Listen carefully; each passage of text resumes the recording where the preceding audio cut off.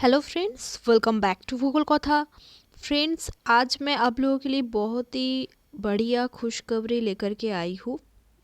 Waste Bengal government primary education board की तरफ से दोस्तों बहुत ही अच्छी खुशखबरी आ चुकी है सीटेट कैंडिडेट्स के लिए। जिन लोग सीटेट क्वालिफाई कर चुके होंगे सीटेट पेपर 1, उन लोगों के लिए बहुत ही बढ़िया खुशखबरी आ चुकी है।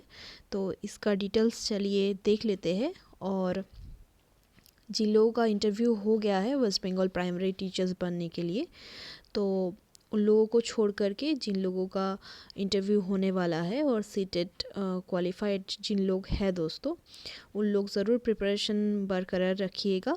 और जिन लोग सीटेट पेपर 1 ऑलरेडी क्लियर कर चुके होंगे, उन लोगों के लिए बहुत ही खुशखबरी आया हुआ है। चलिए चलते हैं, खुशखबरी की बात चेक कर लेते हैं। तो दोस्तों देखिए, West Bengal board of primary education से एक नोटिस निकली है 10 जनवरी 2023 को, आज ही निकली है।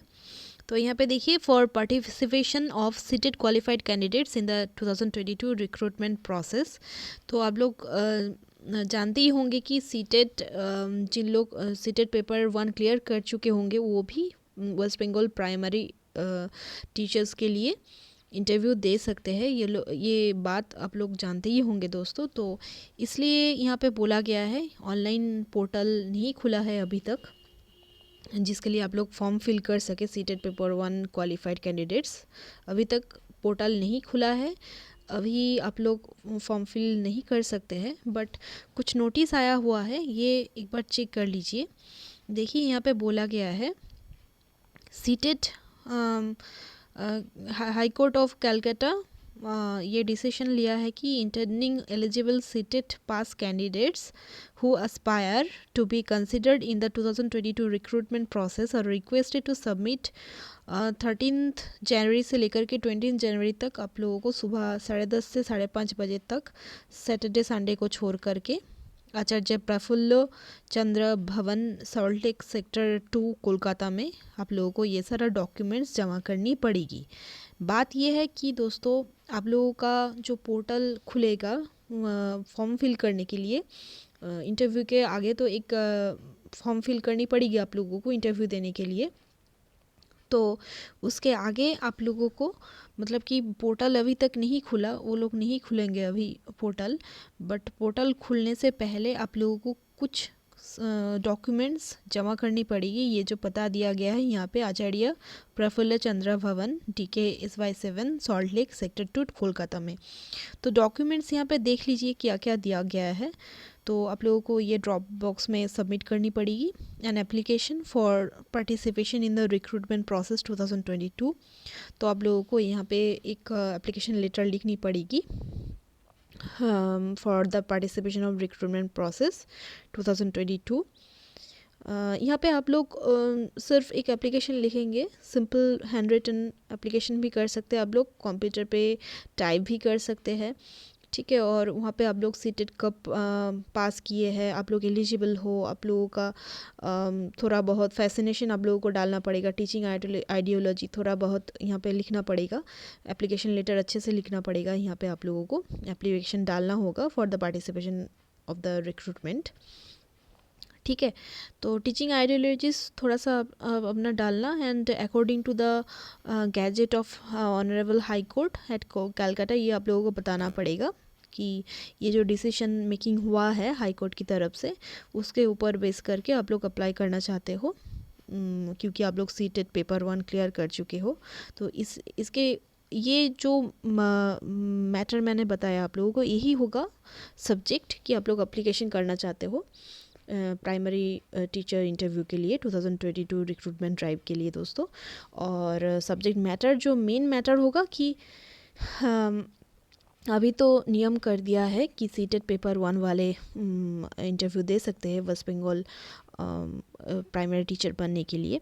तो इसके पहले तो पोर्टल खुलेगा, फिर आप लोग फॉर्म फिल करेंगे, बट उसके आगे ही आप लोगों को कुछ डॉक्यूमेंट्स जमा करनी पड़ी है दोस्तों, ठीक है। तो इसलिए यहाँ पे आप लोगों को एप्लीकेशन लिखना पड़ेगा और आप लोगों को यहाँ बोलना पड़ेगा कि आप लोग सीटेट पेपर 1 क्वालिफाइड हो और हाँ आप लोग एलिजिबल हो इसलिए, और कुछ सारा टीचिंग मेथोडोलॉजीज ज्वाइन ऐड कीजिएगा यहाँ पे थोड़ा करके, ठीक है। और आप लोग ये इनक्लोजर्स ज़रूर लिखिएगा कि क्या क्या आप लोग 1 2 3 करके इनक्लोजर्स आप लोग एप्लीकेशन लेटर के नीचे मेंशन ज़रूर करना दोस्तों, ठीक है, कि आप लोग कैसे ये 1 2 3 करके लिखेंगे कि क्या क्या मतलब कि पार्ट 1 बाय 1 आप लोग अटैच कर रही हो, जैसे कि admit card of seated.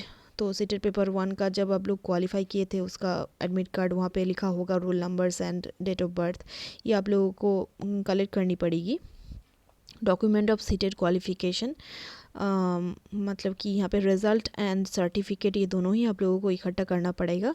Admit card of माध्यमिक परीक्षा और certificate theory of age proof of age, marksheet and certificate of 2 year DLED और DED स्पेशल एजुकेशन और BEd स्पेशल एजुकेशन और BEd और BPEd और its equivalent examinations. Caste certificate जैसे कि SC ST OBC A OBC B ये सब candidates के लिए कास्ट सर्टिफिकेट आप लोगों को अटैच करनी पड़ेगी, issued by competent government authority if applicable. अगर आप लोगों का है कास्ट सर्टिफिकेट तो आप लोगों को ज्वाइन करनी पड़ेगी। सभी के लिए यहाँ पे फ़ोटोकॉपीज ही ज्वाइन करनी पड़ेगी दोस्तों, ठीक है।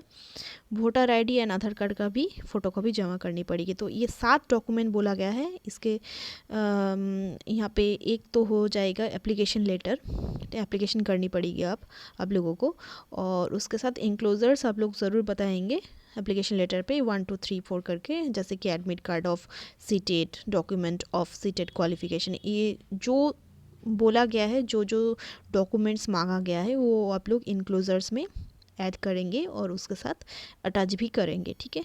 और ये सारा 7 डॉक्यूमेंट्स आप लोगों को ड्रॉप बॉक्स में डालना होगा। ये जो पता दिया हुआ है यहाँ पे, आचार्य प्रफुल्ल चंद्र भवन, सॉल्ट लेक, कोलकाता, ठीक है। यहाँ पे बोला गया है, देखिए, the exercise is necessitated to enable the board to initiate the online portal for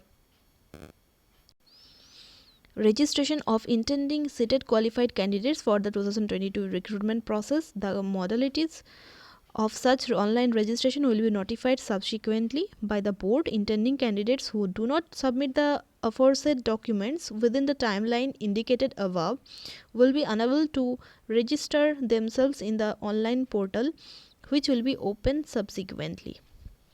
तो दोस्तों ये बहुत ही महत्वपूर्ण बात है कि अगर आप लोग ये जो डेट दिया गया है, लास्ट डेट है 20 जनवरी, तो 13 से लेकर के 20 तक अगर आप लोग ना जमा करें, आप लोगों का ये सारा 7 डिटेल्स अगर आप लोग ना ड्रॉप बॉक्स में डालें, तो आप लोग ऑनलाइन पोर्टल में जा कर के फॉर्म फिल नहीं कर सकते। यहाँ पे क्लियरली लिखा हुआ है कि the modalities of such online registration will be notified subsequently by the board. Intending candidates who do not submit the aforesaid documents within the timeline indicated above will be unable to register themselves in the online portal, which will be opened subsequently.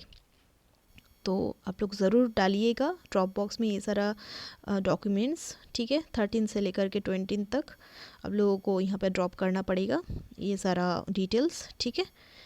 और यहाँ पे देखिए बोला गया है, as directed by the honourable court such participation will not create any equity in favor of the participating candidates, and whether they will be considered for being recommended and subsequent appointment will abide by the final result of WPA.